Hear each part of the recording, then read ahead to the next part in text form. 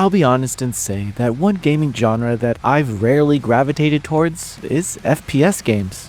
Primarily because they usually focus on multiplayer or grim environments that isn't my cup of tea. However, one day I tried Doom 2016 on a whim and simply fell in love with it for reasons I could never have predicted.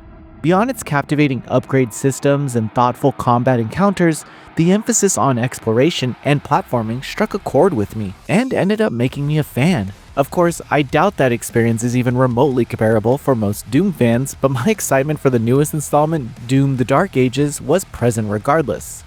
Above all else, I was hoping for similarly adventure gunplay-fueled fulfillment, accentuated with unique tools, and thankfully, I'm here to report that's exactly what I got.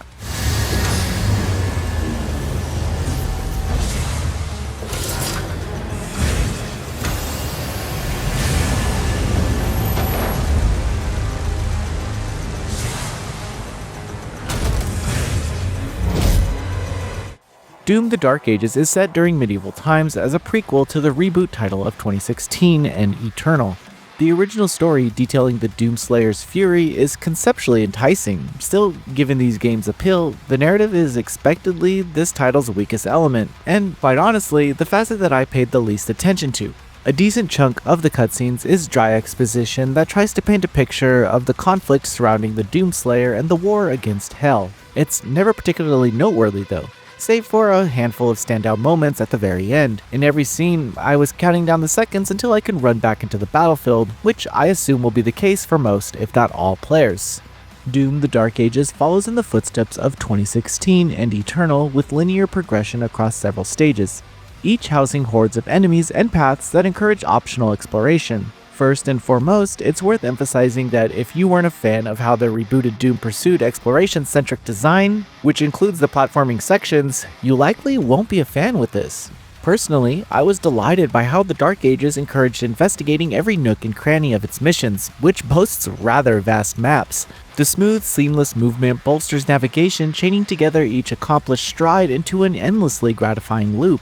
Before its release, I was a little concerned with the enlarged exploration zones and a longer estimated playtime that would slow down the progression of the game and even make some things a chore. Fortunately, this potential reality didn't come to pass thanks to the stages refusing to overextend their scope, even for completionists.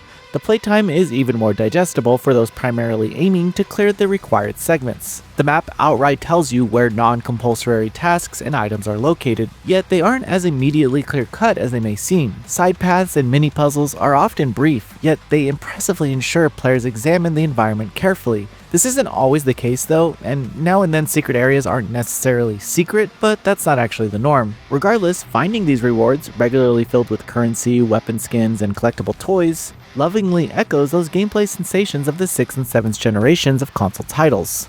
Of course, the Dark Ages gameplay involves plenty of gunplay and customization.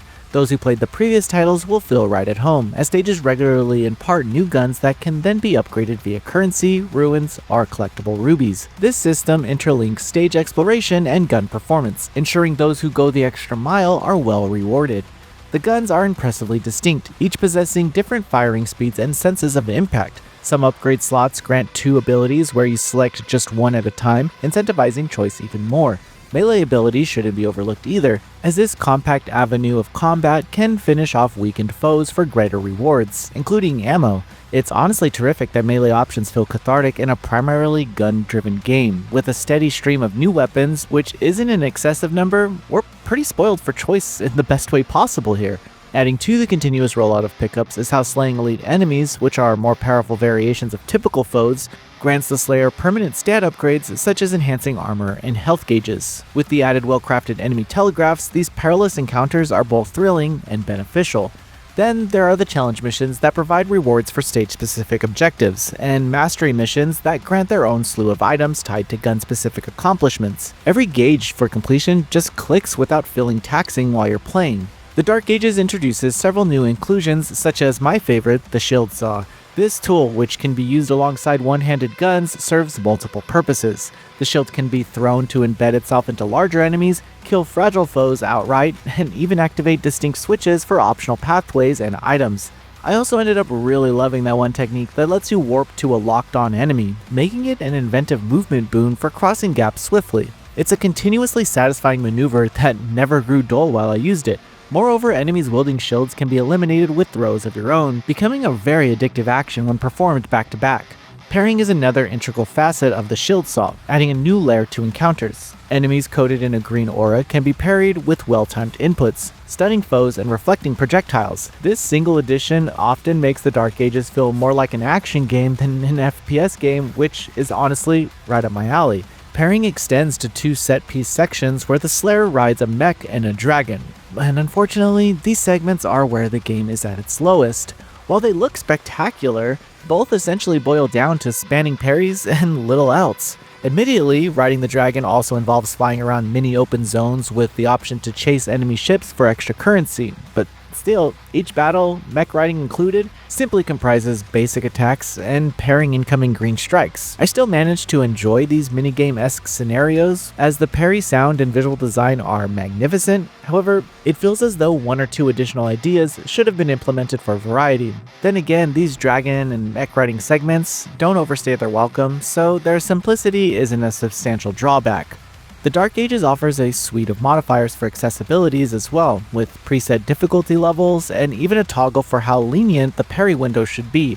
As someone not experienced with FPS games, I started on the Hurt Me Plenty before switching over to the Ultra Violence, so it is approachable. Still, I recommend lowering the parry window's leniency, as the default is a bit too forgiving, especially when learning attack intricacies. I should also note that in Mission 14, I had to restart from the checkpoints multiple times due to a progression bug where button prompts wouldn't work, but I faced no other noticeable issues.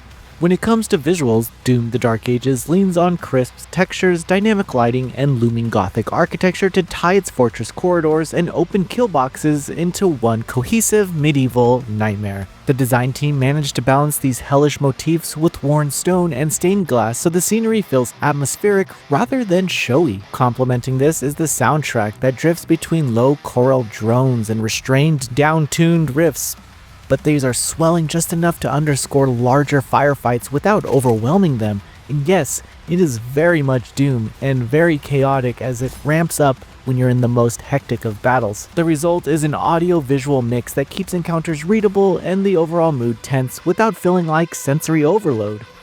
Doom: The Dark Ages delivers precisely what I wanted from a new entry in this gun-fueled, genre-defining franchise, and it might be the most well-executed yet. Exceptional stage layouts, terrific implementation of player choice, and rewarding enemy design, alongside the new shield and parry mechanics, make this riveting FPS feel familiarly refreshing. And despite a few bumps where spectacle overtakes ingenuity, Doom: The Dark Ages is an undeniable must-play that will effortlessly appeal to both newcomers and veteran Doom fans. Noisy Pixel is giving Doom: The Dark Ages a 9 out of 10. Thanks for watching. This video is brought to you by our supporters on Patreon. Noisy Pixel is run by a group of gamers providing independent gaming coverage through news, reviews, previews, and more. Check out our Patreon to help support our continued growth, and subscribe to keep up with all our future content.